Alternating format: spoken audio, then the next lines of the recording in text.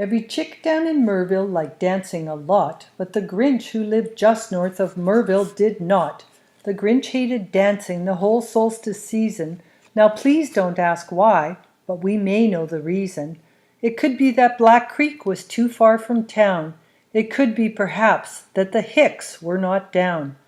But I think that the most likely reason of all may have been that his shoes were 2 sizes too small. But whatever the reason, his shoes or the Hicks, he stood there on Solstice Eve hating the chicks, staring down from his mountain with a fistful of poop at the warm lit-up windows below in their coop.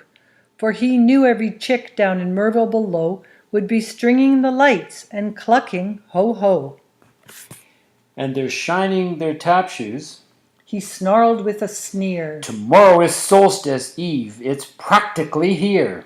Then he growled with his Grinch fingers nervously drumming. I must find some way to stop Solstice from coming. For tomorrow in Merville all the chickens would dance in flocks round the fire. They'd preen and they'd prance. A pageant would follow to welcome the sun, returning to Merville to warm everyone. They'd invite all the critters, the dog and the cat, the 2 brand new bunnies. Now how about that? The Grinch hated friendship. It turned his face green. He swore he would stop them. His plan was plain mean. Then he got an idea, an awful idea. The Grinch got a wonderful, awful idea. I know just what to do. The Grinch laughed in his throat. And he made a quick solstice hat and a coat.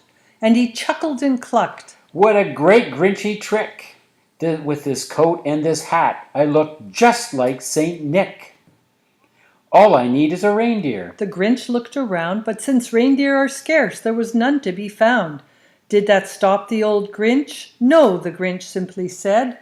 If I can't find a reindeer, I'll make one instead. So he called his dog Pops, then he took some red ribbon and tied a big horn on the top of her noggin. Then he loaded some bags and some warm, cozy socks on a ramshackle sleigh, and he hitched up old Pops. Then the Grinch said, "Giddy up!" and the sleigh started down toward the homes where the bunnies lay a snooze in their town. All the windows were dark, quiet snow filled the air. The bunnies were dreaming sweet dreams without care. He came to the first little house on the square. He slid down the chimney a rather tight pinch. But if a chicken could do it, then so could a Grinch. Then he spotted the bunnies asleep in their beds, and he petted them gently on each of their heads. He stuffed them in bags, and he climbed very nimbly with both of the bunnies right back up the chimbley. It was 1/4 dawn, all the chicks still asleep, when he packed up his sled without making a peep. 5,000 feet up the side of Mount Crumpet, he rode with his load to the tip-top to dump it. Pooh-pooh to the chickens. He was grinchily humming.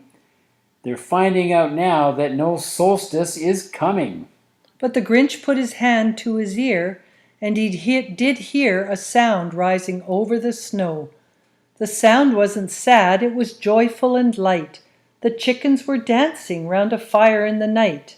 Every chick down in Merville, the old and the young, were dancing in circles, plain having fun. Then the old Grinch's feet shrunk 3 sizes that day, and he joined in the dancing in the coop in the hay.